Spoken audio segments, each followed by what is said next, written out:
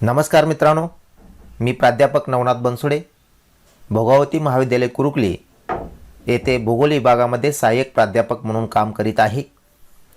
माझ्या आजच्या व्हिडिओमध्ये ज्वालामुखी, व्होल्कॅनोज व ज्वालामुखीचे प्रकार, टाइप्स ऑफ व्होल्कॅनोज याविषयी सविस्तर माहिती घेणार आहोत। माझ्या या व्हिडिओकडे जाण्याच्या अगोदर सर्वांना एक विनंती आहे की माझा हा व्हिडिओ आवडल्यास लाईक, शेअर आणि सबस्क्राईब करण्यास विसरू नका। चला तर या व्हिडिओमध्ये आपण काय काय पाहणार आहोत हे पाहूया। सर्वप्रथम व्होल्कॅनोज, व्होल्कॅनोसिटी आणि व्होल्कॅनिझम यातील डिफरन्स पाहणार आहोत। Volcanology, volcanic pipe, volcanic vent, volcanic mouth, volcanic crater, caldera, volcanic cone और mountain, types of volcanoes, active volcanoes, dormant volcanoes, extinct volcanoes याची सविस्तर माहिती घेणार आहोत। ज्वालामुखी, व्होल्कॅनोज, व्होल्कॅनोसिटी आणि व्होल्कॅनिझम यातील बेसिक डिफरन्स पाहण्याच्या अगोदर आपण सुरुवातीला जो पृथ्वीचा अंतरंग आहे, भूकवच किंवा क्रस्ट, मेंटल, कोर याची थोडक्यात माहिती घेऊया। आतला जो थर आहे पृथ्वीच्या अंतरंगामधला त्याला कोर असं म्हणतात। बाहेर असे 3 थर आहेत। त्यातील वरचा थर आहे त्याला आपण क्रस्ट म्हणतोय। त्याच्या आतील प्रावरण किंवा मेंटल, त्याच्या आतील गाभा, इनर कोर, आउटर कोर असे 2 पार्ट आहेत। याचं जर पृथ्वीच्या पृष्ठभागापासून केंद्रापर्यंतचं अंतर पाहिलं तर 6371 किलोमीटर आहे। जसं पृथ्वीच्या अंतर्गत भागात जाईल तसं डेप्थ वाढते, टेम्परेचर वाढते आणि प्रेशरसुद्धा वाढते। त्याचमुळं डेन्सिटीसुद्धा वाढते आणि या सर्वामुळं पृथ्वीच्या अंतर्गामध्ये निरनिराळी वैशिष्ट्ये दिसून येतात। जसं आत जाऊ तसं टेम्परेचर वाढते। याचा अर्थ या ठिकाणचा बाहेरचा भाग हा तो सॉलिड अवस्थेमध्ये आहे आणि त्याच्या आतला टेम्परेचर वाढल्यामुळे सेमी सॉलिड अवस्थेमध्ये आणि त्याच्या आतला आहे तो म्हणजे लिक्विड अवस्थेमध्ये आहे। या लिक्विडमध्ये सुद्धा इनर कोर आणि आउटर कोरमध्ये लिक्विड, सॉलिड दोन्ही अवस्थेमध्ये आढळतात। आता हा जो लिक्विडमध्ये अवस्था आढळणारा जो पदार्थ किंवा घटक आहे यामध्ये 2 प्रकारचा आहे। ते आतला भाग आहे, हा जो भाग आहे याला आपण आत पृथ्वीच्या अंतरंगामध्ये ॲस्टोनोस्फिअरमध्ये याला मॅग्मा असं म्हणतो। पण हा मॅग्मा जेव्हा पृथ्वीच्या पृष्ठभागावरती किंवा क्रस्ट तोडून बाहेर येतो त्यावेळेला त्याला आपण लाव्हा असं म्हणतो किंवा लाव्हारस या नावाने ओळखला जातो। हा बेसिक जी कन्सेप्ट आहे, नेमकं मॅग्मा काय हे पाहण्यासाठी आपण अंतरंग पाहिलेलं आहे। त्यानंतर आपण पाहणार आहोत की नेमकं ज्वालामुखी म्हणजे काय। तर ज्वालामुखी ही पृथ्वीवरील निसर्गनिर्मित आपत्ती आहे। आता हे बघा, हे ज्वालामुखी। आता ज्वालामुखी म्हणजे नेमकं काय तर याची व्याख्या करणं इथं गरजेचं आहे। ज्याच्या तोंडातून ज्वाला बाहेर येते त्याला ज्वालामुखी असे म्हणतात। बेसिक व्याख्या आहे की ज्वाला प्लस मुख, ज्याच्या मुखामधून ज्वाला म्हणजे जो लाव्हा असेल, डस्ट पार्टिकल असेल, गॅसेस असतील, वॉटर वेपर्स असेल, ॲस असेल किंवा राख असेल, हे सर्व पदार्थ बाहेर पडतात त्याला ज्वालामुखी असे म्हणतात। ज्वालामुखीची जर प्रोसेस पाहिली तर आतला असणारा अस्तोनोस्फिअर, इथं असणारा लिथोस्फिअर, अस्तोनोस्फिअर, या अस्तोनोस्फिअरमध्ये जो वितळलेल्या अवस्थेमध्ये जे खडक आढळतात त्यालाच आपण मॅग्मा म्हणतो। हा मॅग्मा सारखा वर येण्याचा प्रयत्न करत असतो आणि वर येण्याचा प्रयत्न करत असताना हा मॅग्माला ज्या ठिकाणी भूकवच, कुंकवत आढळते अशा ठिकाणी तो मॅग्मा पृथ्वीच्या पृष्ठभागावरती येतो आणि यावेळी ज्यावेळेला येत असतो त्यावेळेला त्याचं जे प्रथम जे मॅग्मा किंवा बाहेर येतो तो लाव्हा जिथं दिसतो त्यालाच ज्वालामुखी असं म्हणतात। थोडक्यात ज्याच्या मुखातून जे काही आतला मॅग्मा लाव्हा बाहेर पडतो, ज्यातून विविध डस्ट पार्टिकल बाहेर पडतात, गॅसेस बाहेर पडतात, वॉटर वेपर्स बाहेर पडतात, त्या मुखालाच ज्वालामुखी असे म्हणतात। थोडक्यात व्होल्कॅनिक पाईपमधून मॅग्मा बाहेर येण्याच्या क्रियेला ज्वालामुखी म्हणतात। थोडक्यात ज्वालामुखी म्हणजे काय तर एक मीडियम आहे। या पाईपमधून बाहेर येणे आणि इथं सर्वात प्रथम दिसतोय ते मुख, त्या मुखातून ज्वाला बाहेर दिसते त्याला ज्वालामुखी असं म्हणतात। कम्युनिकेशन चॅनल आहे हे आत ध्यानात ठेवणं गरजेचं। हा बेसिक डिफरन्स हा ज्वालामुखीमधला आहे। त्यानंतर आपण पाहणार आहोत की व्होल्कॅनोसिटी म्हणजे काय। आपण ज्वालामुखी म्हणजे ज्याच्या तोंडातून हा जे काही पृथ्वीच्या पृष्ठभागावरती पडलेली भेग आहे, या भेगेतून जे ज्वाला बाहेर येते किंवा जो लाव्हा रस बाहेर येतो त्याला आपण ज्वालामुखी असं म्हणतोय. मग आता व्होल्कॅनिसिटी आणि ज्वालामुखीमधला बेसिक डिफरन्स काय? तर यामध्ये आत असणारा पृथ्वीच्या अंतरंगामध्ये असणारा मॅग्मा चेंबर, जसं इथं आपण पाहिलं हा लिथोस्पियर ॲस्टोनोस्पियर, आणि खडक वितळल्यानंतर इथे एक उष्णता किंवा इथे मॅग्मा तयार होतो. हा मॅग्मा पृथ्वीच्या पृष्ठभागावरती येण्यासाठी प्रयत्न करत असतो आणि ज्या ठिकाणी कुमकुवत भाग आहे अशा ठिकाणी तो बाहेर पडतो. जिथून बाहेर पडतो त्याचं तोंड असतं, त्याला आपण ज्वालामुखी म्हणतो किंवा व्होल्कॅनोस म्हणतो किंवा व्होल्कॅनिक इरप्शन असं म्हणतो. पण व्होल्कॅनोसिटी म्हणजे काय की इथंपर्यंतची आणि इथून बाहेर पडणारे जे पदार्थ आहेत, निरनिराळे पदार्थ आहेत, त्यामध्ये सर्वप्रथम बाहेर पडणारा लाव्हा, त्यानंतर गॅसेस, ॲश, डस्ट पार्टिकल आणि वॉटर हेपर्स हे जे बाहेर पडतात, या संपूर्ण प्रक्रियेला इथून इथपर्यंतच्या संपूर्ण प्रक्रियेला व्होल्कॅनोसिटी असं म्हणतात. The term volcanicities covers all those process in which molten rock material और magma rises into the crust. या सर्व कन्सेप्टचा ज्वालामुखीच्या प्रक्रियेचा अभ्यास म्हणजेच व्होल्कॅनोसिटी. म्हणजे काय? व्होल्कॅनोज ही एक मीडियम आहे आणि व्होल्कॅनोसिटी इज ए प्रोसेस आहे. ही सर्व प्रोसेस आहे की मॅग्मा चेंबरपासून बाहेर पडलेले निरनिराळे पदार्थ याला आपण व्होल्कॅनोसिटी असं म्हणतोय. संपूर्ण ज्वालामुखी प्रक्रियेला व्होल्कॅनोसिटी असं म्हटलं जातं. त्यानंतर आपण पहिल्यांदा पाहिलं ते म्हणजे व्होल्कॅनोज किंवा व्होल्कॅनो. दुसरं पहिली कन्सेप्ट ते म्हणजे व्होल्कॅनोसिटी आणि तिसरी कन्सेप्ट आहे ती म्हणजे पॅरलल समांतर आहे ते म्हणजे व्होल्कॅनिझम. आता आपण पाहिलं व्होल्कॅनो किंवा व्होल्कॅनोज म्हणजे तोंड, ज्या तोंडातून पदार्थ बाहेर पडतो त्याला व्होल्कॅनो किंवा व्होल्कॅनोज म्हणतात.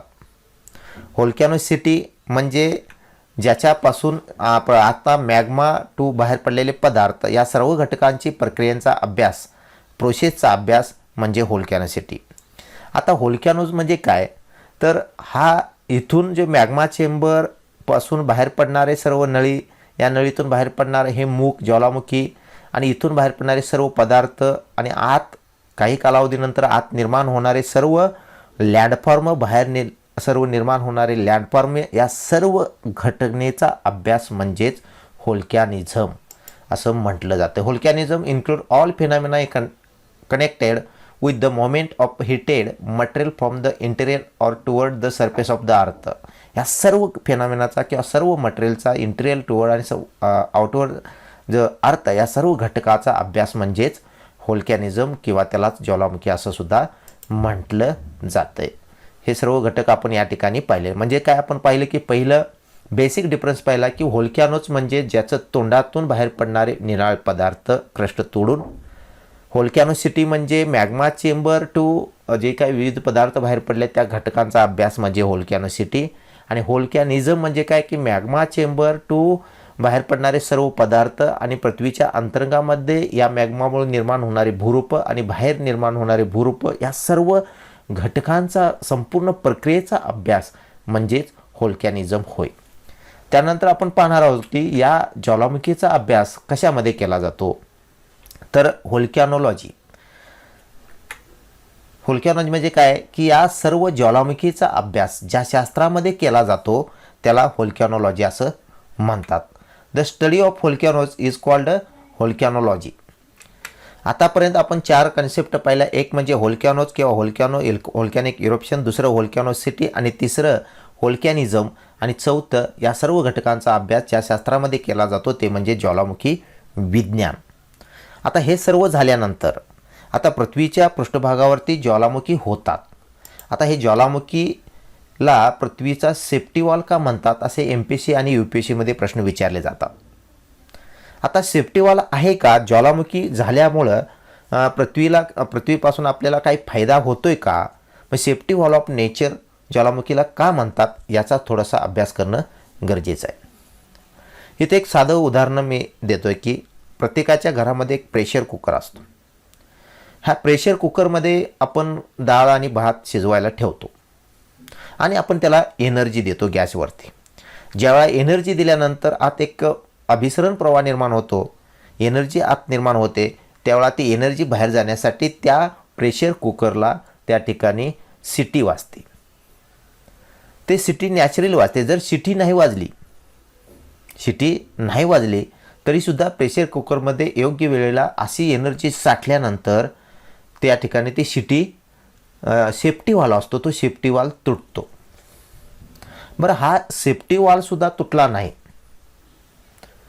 तर काय होणार, अजूनही एनर्जी त्या प्रेशर कुकरमध्ये साठणार आणि प्रेशर कुकरमध्ये जर शिटी वाजली नाही, जर सेफ्टी वाल तुटला नाही तर एक वेळ अशी येईल की तो प्रेशर कुकर फुटला जाईल आणि सर्व दिशेने डाळ भात फेकला जाईल.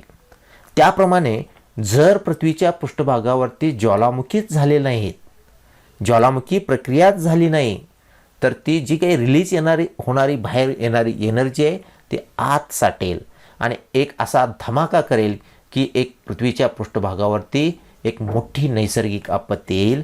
म्हणून निसर्गानेच असं ठरवलेलं आहे की याला सेफ्टी वॉल म्हटलं जातं, कारण निसर्गाने या ठिकाणी आपल्याला एक नियम घ्यायला निसर्गाचा आपण धन्यवाद मानायला पाहिजे की हे ज्वालामुखी होतात, त्यातून सुद्धा आपल्याला ही एनर्जी रिलीज होते आणि काही आपत्ती होण्यापासून वाचतात. म्हणूनच ज्वालामुखीला पृथ्वीचा सेफ्टी वॉल सुद्धा म्हटलं जाते. अशा प्रकारचे प्रश्न विचारले जाऊ शकतात. त्यानंतर आपण पाहणार आहोत ते म्हणजे ज्वालामुखीचे घटक, कंपोनंट्स ऑफ व्होल्कॅनोज. कोणकोणते ज्वालामुखीचे अंग आहेत, घटक आहेत, या घटकांचा आपण अभ्यास करणार आहोत. हे एक या ठिकाणी डायग्राम आहे. यामध्ये पृथ्वीचा वरचा जो भाग आहे त्याला आपण क्रस्ट किंवा लिथोस्फिअर म्हणतोय, शिलावरण. त्याच्या आतला भाग आहे तो म्हणजे अस्तोनोस्फिअर, ज्याच्यावरती हा भाग तरंगतो, म्हणजे इथं तापमान जास्त असल्यामुळं इथं मॅग्मा आहे, यालाच आपण या ठिकाणी मॅग्मा चेंबर म्हणतो. हा मॅग्मा चेंबर जसं तापतो त्याच्यापासून एनर्जी निर्माण होते, त्यावेळेला ते वर येण्याचा प्रयत्न करतो. अशा प्रकारचे तो रोटेशन घेत असतो आणि ज्या ठिकाणी त्याला कमकुवत जमीन मिळते त्या ठिकाणी क्रस्टमधून तोडतो आणि तोडून बाहेर येतो आणि ज्या ठिकाणी ह्याचं मुख दिसतं त्याला आपण ज्वालामुखी असं म्हणतो. आता या ज्वालामुखीमध्ये जे काही कॉम्पोनंट कुठले आहेत, ते पहिला कॉम्पोनंट आहे म्हणजे वेंट किंवा माउथ. पहिला हे जे काही मॅग्मा आहे तो पृथ्वीच्या अंतर्गातील मॅग्मा जिथून बाहेर पडतो त्यालाच आपण वेंट असं, व्होल्कॅनिक वेंट असं म्हणतोय किंवा तोंड किंवा त्याचा छिद्र किंवा मुख असं म्हटलं जातं. दुसरं कॉम्पोनंट आहे किंवा घटक किंवा अंग आहे ते म्हणजे व्होल्कॅनिक पाईप. कारण पृथ्वीच्या अंतरंगामधून ॲस्टोनोस्फिअरपासून मॅग्मा जो बाहेर पडतो त्यावेळा आतल्या खडकातून अस्ताव्यस्त पसरतो आणि तसाच वर जसा एक नळीप्रमाणे बाहेर येतो या ज्वालामुखी, आणि हे एक नळी असते किंवा एक पाईपसारखा आकार दिसतो म्हणून याला ज्वालामुखी पाईप किंवा नळी हे दुसरं कॉम्पोनंट या ठिकाणी ज्वालामुखीच्या घटकामधील अंग आहे, हे दिसून येते, हे पाईप आहे. तिसरं आहे तो म्हणजे व्होल्कॅनिक क्रेटर. आता क्रेटर म्हणजे काय, ज्याचं आपण पाहिलेलं मुखामध्ये एक थोडासा इथं खड्डा पडलेला असतो आणि या ठिकाणचा लावा दोन्हीकडल्या साईडला जातो आणि एक अशा ठिकाणी एक पर्वत तयार होत जातो आणि इथे एक जो खड्डा पडतो त्याला व्होल्कॅनिक क्रेटर असं म्हटलं जातं. अशा प्रकारचे हे व्होल्कॅनिक क्रेटर पृथ्वीच्या पृष्ठभागावरती जिथं ज्वालामुखी होतात तिथं दिसून येतात. त्यानंतर पुढचा आहे तो म्हणजे व्होल्कॅनिक कोन किंवा माउंटन किंवा ज्वालामुखी शंकू किंवा पर्वत. हे जो पृथ्वीच्या अंतर्गातील मॅग्मा बाहेर येतो त्यावेळेला लाव्हा म्हणतो. हा लाव्हा एक वेळा घट्ट किंवा पातळ असतो, तो दोन्ही साईडला त्या मुखातून बाहेर येत जातो आणि जसा या ठिकाणी साठत जातो तसा कालांतराने थंड झाल्यानंतर इथे एक प्रकारचा पर्वत तयार होतो. या पर्वतालाच व्होल्कॅनिक कोन किंवा ज्वालामुखी शंकू किंवा पर्वत या नावाने ओळखलं जातं. त्यानंतर आपण पाहणार आहे तो म्हणजे कॅल्डेरा म्हणजे काय, तर याच्या पुढचा जिथं क्रेटर निर्माण झालं, एक खड्डा, जिथं ज्वालामुखीचं मुख असतं एक खड्डा तयार होतो, तिथं अजून काही प्रक्रिया घडते आणि इथे एक मोठा खड्डा निर्माण होतो, त्याला कॅल्डेरा असं म्हणतात. कित्येक किलोमीटरचा खड्डा हा ज्वालामुखी प्रदेशामध्ये दिसून येतो. अशा प्रकारचा हा खड्डा त्या प्रदेशामध्ये दिसून येतो, त्याला कॅल्डेरा असं म्हटलं जातं. हे सुद्धा ऑब्जेक्टिव्हला विचारलं जाऊ शकतं. त्यानंतर याच कॅल्डेरामध्ये किंवा इथं जे मोठा खड्डा असतो यामध्ये ज्यावेळेला ज्वालामुखी बंद होतो त्यावेळेला त्यामध्ये खड्ड्यामध्ये पाणी साठतं आणि या पाणी साठल्यामुळे त्याला क्रेटर लेक या नावाने सुद्धा ओळखलं जातात. भविष्यामध्ये हे क्रेटर लेक ज्वालामुखी थांबल्यानंतर इथं पर्यटन स्थळ म्हणून विकसित होतं आणि त्या प्रदेशाचा सुद्धा विकास झालेला आपल्याला दिसून येतो. अशा प्रकारे आपण काही ज्वालामुखीचे कॉम्पोनंट्स किंवा घटक किंवा प्रामुख्याने अंग आहेत त्याचा अभ्यास या स्लाईडमध्ये आपण केलेला आहे.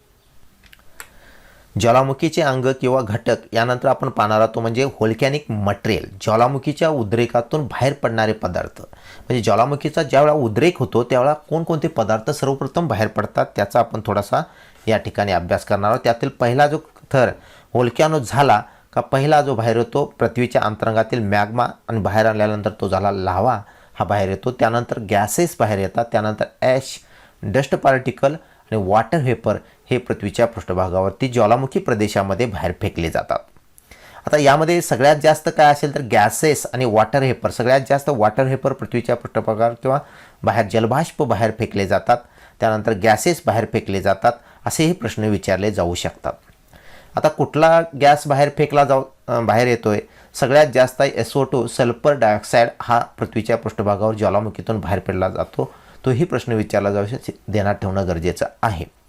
त्यानंतर CO2 आहे, कार्बन डायऑक्साईड, मिथेन आहे, त्याचबरोबर CO कार्बन मोनॉक्साईड आहे, H2S हायड्रोजन सल्फाईड आहे आणि CFC क्लोरोफ्लोरोकार्बन आहे, H2O आहे वॉटर वेपर्स आहे आणि ETC असे अनेक लहान मोठे गॅस या पृथ्वीच्या पृष्ठभागावरती ज्वालामुखीतून बाहेर फेकले जातात. आता प्रश्न उरला गॅस सगळ्यात कुठला जास्त SO2 आणि घटक कुठला बाहेर फेकला जातो वॉटर वेपर, जलबाष्प ज्वालामुखीतून बाहेर फेकले जातात. आता प्रश्न पाहिला की हे SO2 सोडला का बाकीचे जे गॅसेस आहे CO2, methane, carbon monoxide, H2S, CFC, H2O हे सर्व गॅसेस काय करतात तर ग्रीन हाऊस गॅसेस म्हणून पृथ्वीच्या पृष्ठभागावर ते ओळखले जातात. ग्रीन हाऊस गॅसेस म्हणजे काय तर ग्लोबल वॉर्मिंग, या ग्रीन हाऊस गॅसेसमुळे पृथ्वीच्या पृष्ठभागावरती तापमान वाढते. मग आता या ठिकाणी प्रश्न उरला की या ज्वालामुखीमुळं पृथ्वीच्या पृष्ठभागावरती जागतिक तापमानवाढ होते का याचा सुद्धा अभ्यास केला जातो. याचं रिलेशन MPSC आणि UPSCमध्ये विचारलं जातं. आता या ठिकाणी आपल्याला थोडंसं क्लायमेट फोर्स किंवा हवामानाच्या संबंधित अभ्यास असणं गरजेचं आहे. Heat budget of the earth surface सर्वांना माहीत आहे. हीट कुणापासून पृथ्वीला मिळते ते म्हणजे सूर्यापासून, सनदेवतेपासून आपल्याला हीट किंवा ऊर्जा मिळते आणि या ऊर्जेपासून त्याला आपण मिळणाऱ्या ऊर्जेला आपण इनकमिंग सोलर रेडिएशन असं म्हणतो.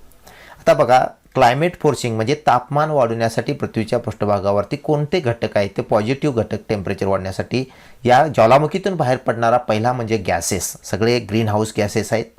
दुसरा म्हणजे लाव्हा म्हणजे मॅग्मा, तो बाहेर आल्यानंतर लाव्हा तो सुद्धा गरम अवस्थेमध्ये तापमान वाढवण्यास कारणीभूत आहे. आणि तिसरा नॅचरली H2O जो ग्रीन हाऊस गॅसेस आहेत तो सुद्धा तापमान वाढवतो. हे 3 पॉझिटिव्ह क्लायमेट फोर्सेस आहे की ज्याच्यामुळं जागतिक तापमान वाढ होते. निगेटिव्ह फोर्सेसमधला विचार केला तर SO2 आहे आणि डस्ट पार्टिकल आणि ॲश हे 2-3 घटक या ठिकाणी दिसून येतात.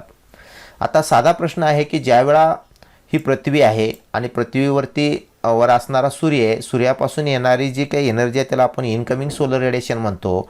हा इनकमिंग सोलर रेडिएशन आणि आउटगोईंग सोलर रेडिएशन याच्यामध्ये जर समानता आढळली तर त्या ठिकाणचं तापमान कमी जास्त.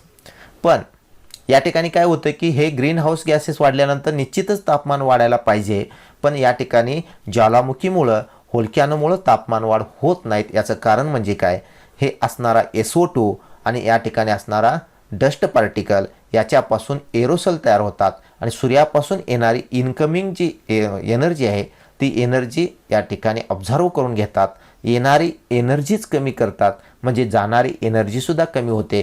त्यामुळं या ठिकाणी ज्वालामुखीमुळं तापमान वाढ होत नाही. याचं कारण काय तो SO2. मग आपल्याला असं सुद्धा करता येईल की ग्लोबल वॉर्मिंग जर व्होल्कॅनोमुळं कमी होत असेल तर SO2 वाढवण्यासाठी नॅचरल आर्टिफिशियल ज्वालामुखी निर्माण केले तर काय होईल असा सुद्धा शास्त्रज्ञ विचार करतायत. पण असं झालं तर याचा पुढचा इफेक्ट काय होतो की SO2 प्लस H2O याच्या डस्ट पार्टिकल या H2O याच्यापासून ॲसिड रेन पृथ्वीच्या पृष्ठभागावर वाढते. म्हणजे ज्या प्रदेशामध्ये ज्वालामुखी होतात त्या प्रदेशामध्ये ॲसिड रेन वाढते. मग एक फायदा काय तर तापमान कमी होत असलं तर दुसरा निगेटिव्ह फायदा काय होतोय तो म्हणजे ॲसिड रेन वाढतंय. म्हणजे हे सुद्धा आर्टिफिशियल ज्वालामुखी तयार करून तापमान वाढ कमी करता येणार नाही आहे, कारण ॲसिड रेनमध्ये सुद्धा पृथ्वीवरती आघात होण्याची शक्यता आहे. म्हणून असे जे काही प्रश्न आहेत ते UPSC MPSCमध्ये ज्वालामुखीमुळे तापमान वाढ होईल का तर यामध्ये होणार नाही, कमी होईल आणि ॲसिड रेन वाढेल. हे या ठिकाणी 2 परिणाम आपल्याला दिसून येतील. ज्वालामुखीनंतर आपण ज्वालामुखीचे प्रकार पाहणार आहोत. त्याला टाईप्स ऑफ व्होल्कॅनोज म्हटलं जातं. यामधलं ज्वालामुखीचे जे प्रकार आहेत त्यातला पहिला प्रकार प्रकार आहे तो म्हणजे classification on the basis of the mode of eruption. म्हणजेच काय, ज्वालामुखीच्या उद्रेकाच्या स्वरूपाच्या अनुषंगाने ज्वालामुखीचे किती प्रकार पडतात ते आपण या ठिकाणी पाहणार आहोत. इथं पहिला जो प्रकार पडतोय उद्रेकाच्या स्वरूपानुसार तो म्हणजे केंद्रीय ज्वालामुखी आणि दुसरा जो प्रकार आहे तो म्हणजे भेगीय ज्वालामुखी. या केंद्रीय ज्वालामुखीला सेंट्रल इरप्शन टाईप असं म्हटलं जातं. म्हणजेच काय की आतला जो पृथ्वीच्या अंतर्गामध्ये लिथोस्फिअर आणि अस्तोनस्फिअर आणि इथं असणारा मॅग्मा चेंबर आणि मॅग्मा चेंबरमधून जेव्हा ज्वालामुखीचा उद्रेक होतो तेव्हा तो नळीसारख्या किंवा या पाईपमधून केंद्रीय पद्धतीनं बाहेर जो लाव्हा बाहेर पडतो त्याला केंद्रीय ज्वालामुखी असं म्हणतात. हे जे काही अशा पद्धतीचं ज्वालामुखी बाहेर पडतात, लाव्हारस जो बाहेर पडतो नळीसारख्या भागातून आणि याच्या आधारे काही प्रकार पडतात, त्याचे प्रकार आपण पाहणार आहे की ज्वालामुखी उद्रेकाच्या विशिष्ट केंद्रानुसार सेंट्रल इरप्शन टाईप प्रकार हे 5 प्रकार पडतात. त्यातले 5 प्रकार आपण पाहणार आहे. त्यातला पहिला प्रकार आहे तो म्हणजे हवायन ज्वालामुखी प्रकार.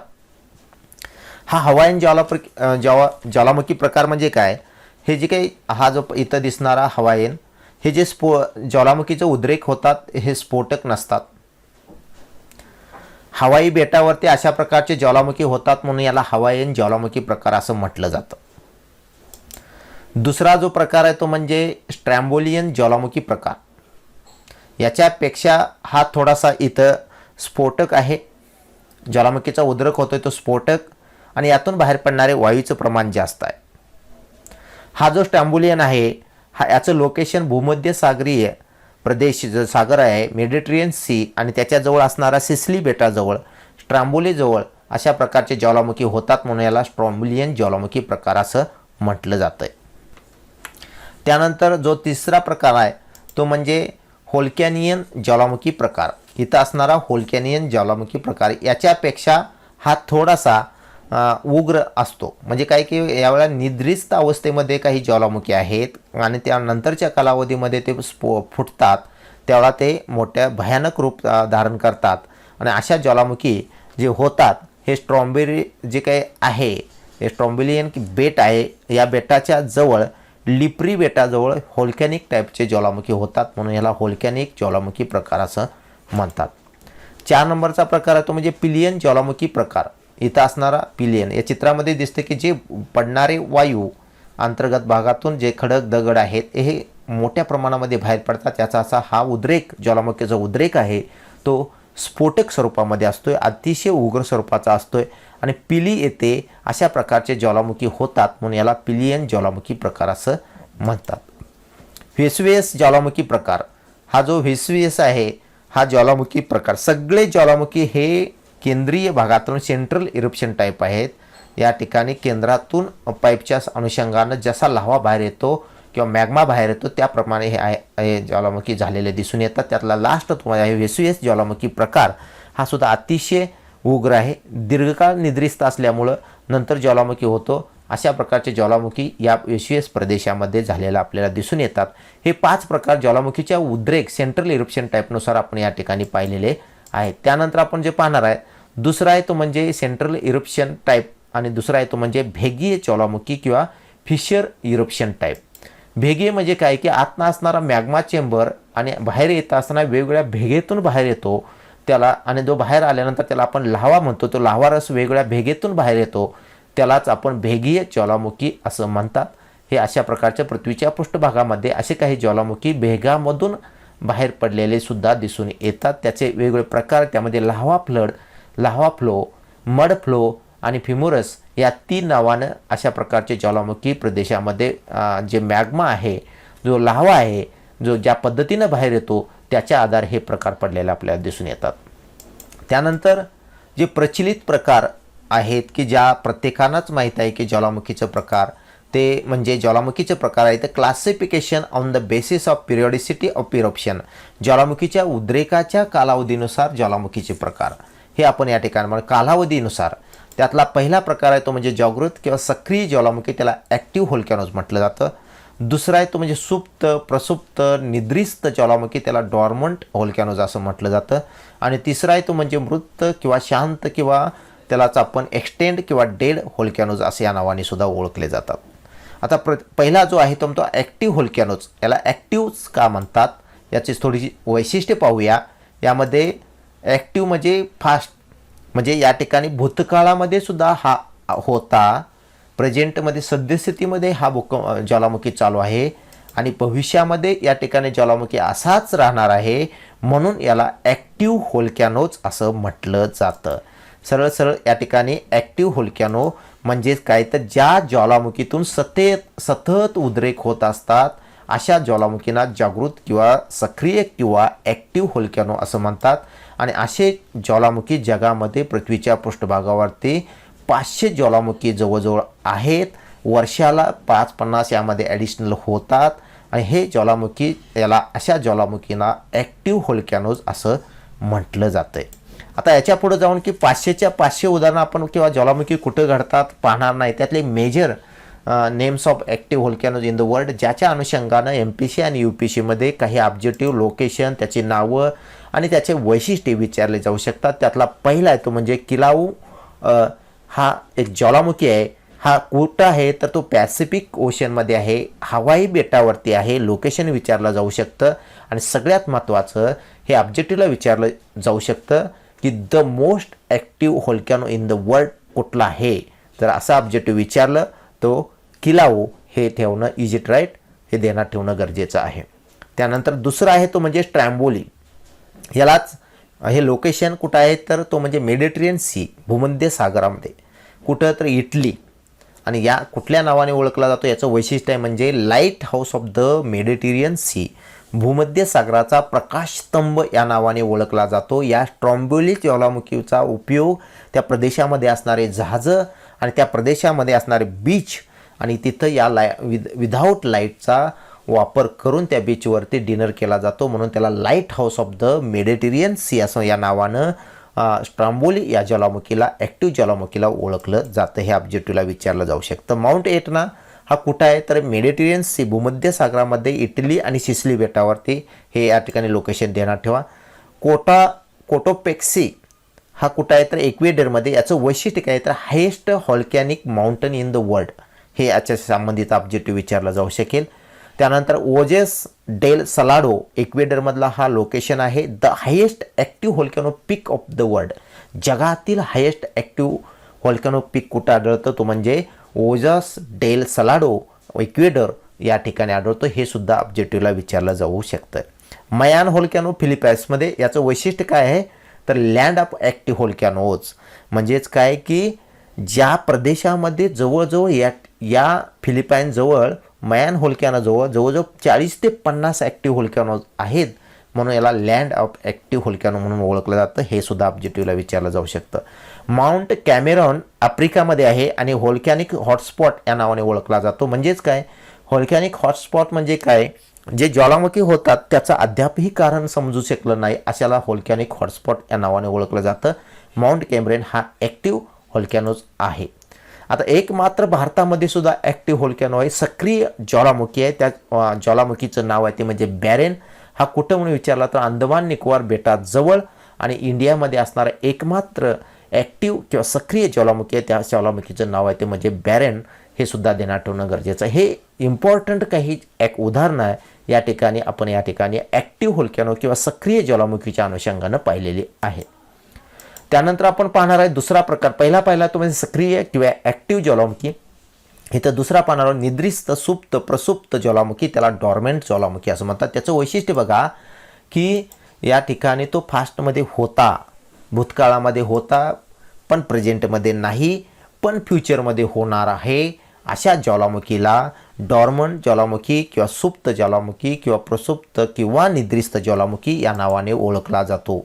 ज्या ज्वालामुखीतून उद्रेक व्हायचे थांबले आहेत परंतु अचानक उद्रेक होण्याची शक्यता आहे अशा ज्वालामुखीला निद्रिस्त ज्वालामुखी किंवा सुप्त प्रसुप्त ज्वालामुखी असे म्हणतात. याची काही उदाहरणं आहेत. पहिलं उदाहरण माउंट फ्युजी यामा किंवा फ्युजी या नावाने ओळखलं जातं. याचं लोकेशन जपान या विचारलं जाऊ शकेल. माउंट चिंपारोजो हा इक्वेडरमध्ये आहे.